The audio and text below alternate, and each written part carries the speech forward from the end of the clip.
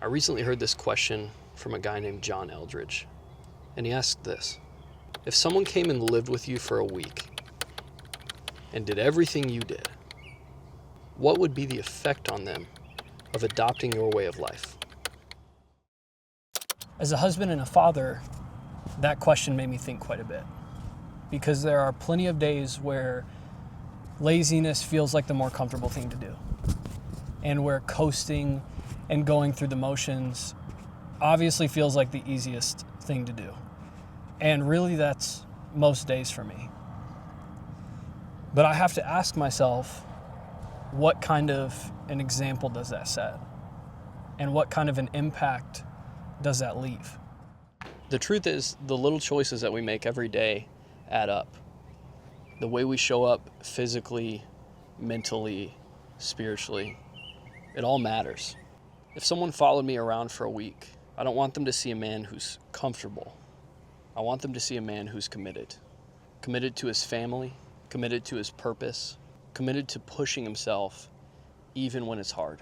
Not just in fitness and not just in work, but in how I love my wife and how I show up for my kids and how I lead my home, how I carry myself when no one is watching. Because whether we realize it or not, people are watching. Our kids, our spouse, our friends, the people that we work with. And the way that we live day in and day out is either inspiring them to step up or it's giving them permission to settle. This week I started dialing in my rhythm again. So I'm running, I just finished up a 28-mile week. Then this coming week will be 30 miles, which is pretty daunting to me because that's by far the most mileage I've ever done in a week. And from here on out, it'll just be more and more as the weeks go on. So I'm adding about 2 miles a week right now until I get to that 35-mile-a-week range. And that's going to start off the marathon prep for me. I've changed my lifting routine to prioritize strength because that is what I want to try to keep throughout this whole marathon process. And then I'm figuring out nutrition as I go, and we'll talk about that more probably in future episodes. But I'm learning a lot, to say the least.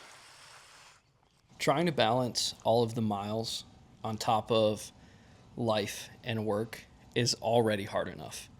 And then you add in filming and editing and posting all of this stuff like I am, and that's a whole nother circus to balance. And the humbling thing that I'm learning in this journey is that you can't have it all. You know, something has to give, and you're always going to sacrifice something. So that's where intentionality really comes in to play. And I love that about this journey. I'm really learning how to be intentional. A few weeks ago, I was editing the first episode of this series, and I spent way too much time editing during the day, and I ended up having to do 10 miles at like 10 p.m. on a Saturday night. And that's fine sometimes. If that's what you got to do, that's what you got to do. But what happened was Sundays are usually my earliest day of the week. I got to be up really early. I serve at church. And so my sleep was bad. My recovery was terrible. And that's just not something I can afford to do throughout this process, is sacrifice my recovery. So I'm having to learn how to run during the day, spend time editing at night. Unfortunately, and as contradictory to this YouTube channel as it may seem, the editing portion has to come last. And so why is episode 2 being released over 3 weeks later than episode 1 in this miniseries? It's because it has to come last. And I'm just being very humbled by the fact that you can't be great at everything. Something's got to give. It's Wednesday night, and I'm currently eating my nightly bowl of cereal. If you know anything about me, you know that I love cereal. I've been on a blueberry mini wheats kick lately. It looked at me funny in the store one day and I bought it. Wednesdays are usually the hardest day of the week for me. Not in the sense of my job, not in the sense of anything in life other than fitness. Because the fatigue of Monday and Tuesday's runs and lifts have really started to set in. The newness of the week has worn off and the weekend is too far away to really matter. And there's almost always this voice in my head that says, don't worry about it, just skip today, make up your miles on the weekend. And sometimes that voice wins, but I'm really getting to the point in this preseason and also just from here on out with this marathon prep where I cannot afford to miss miles on Wednesdays. I need every single day in order to hit mileage because the mileage is going to be getting too high to really make up on the weekends without leading to injury or messing up training in some way, shape, or form. My solution has been to really start relying on community because community has so much to do with success. So every Wednesday, I know that it's very rare for me to go into a Wednesday where I feel super motivated to get a workout done. I usually don't lift on Wednesdays just to give myself some extra recovery. So it's just run, and that takes some stress off of me. But other than that, I've been using my lunch break to go run with some friends from work. And so we do anywhere from 4 miles to today we did 6.5. And that extra mileage with friends where you don't have to dread the run, you can just get lost in conversation and hang out and spend time with buddies, that has made all the difference for me. There are plenty of days where I actually prefer to train solo. I love, the reflection and the prayer time that I can have on a long run just by myself. But on the days when motivation doesn't show up, I know that community will.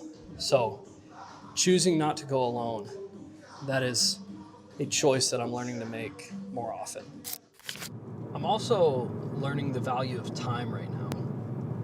One yes is 1,000 no's and vice versa. And so there are things that I'm having to say no to right now, and that as this process progresses, I'm going to have to say no to even more.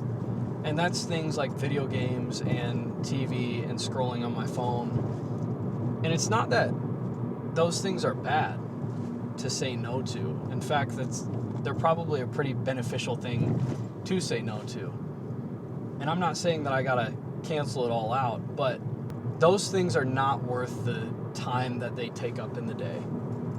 And as this process progresses, time is only going to get less and less, and therefore needs to be budgeted with a lot more value and a lot more intentionality. And I used to think that I didn't have the time, but I've learned that I do.